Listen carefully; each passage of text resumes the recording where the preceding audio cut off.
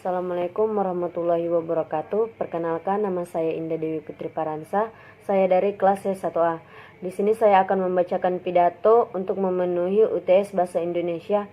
Judul dari pidato tersebut ialah peran dan inovasi pemuda dalam menghadapi resesi ekonomi di era pandemi.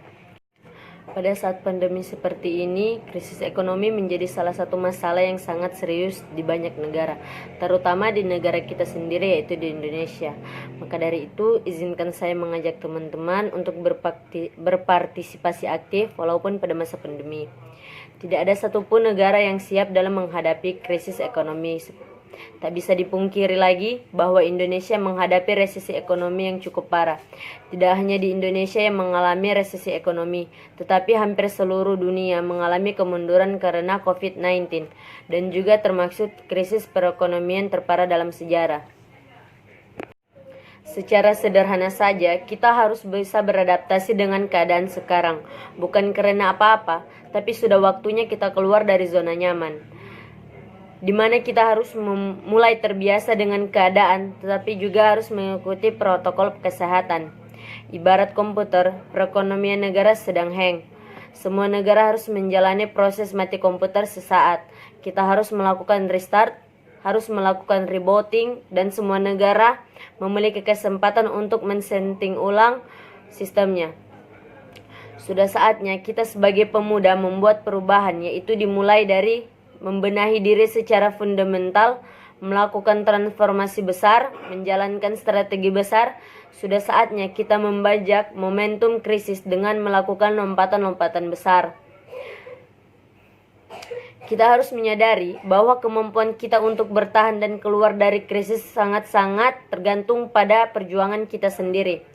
Dikutip dari detik.com, pada kuartal 2, ekonomi negara kita telah terkontraksi secara tajam, yaitu minus 5,32%. Tapi kita tidak boleh menyerah. Kita harus berupaya agar di kuartal 3 kita harus bangkit dan kita bisa rebound sehingga kita tidak jatuh ke jurang resesi. Persoalan nyata di depan mata, yang tidak gampang dan tidak mudah. Tapi sebagai bangsa pejuang, kita harus mampu mengatasi persoalan kita sendiri dengan cara kita sendiri. Dengan kemampuan kita sendiri untuk mencapai kepentingan nasional, mewujudkan tujuan besar bangsa kita Indonesia. Semangat inilah yang terus kita gelorakan dalam menghadapi situasi yang sangat sulit ini. Penanganan pandemi COVID-19 tidak berhenti hanya untuk masalah kesehatan semata, tetapi juga urusan ekonomi harus diperhatikan. Ekonomi rakyat, ekonomi UMKM juga harus dibangkitkan. Roda perekonomian nasional juga harus bergerak lagi. Dengan cara apa?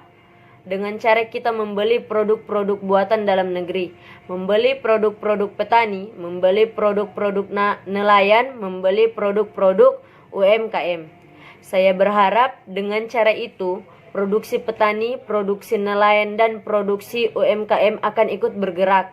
Yang kita harapkan menjadi daya ungkit, bukan hanya daya beli petani, nelayan, dan UMKM, akan tetapi menjadi mesin penggerak bagi pertumbuhan ekonomi nasional khususnya di kuartal 3 ini.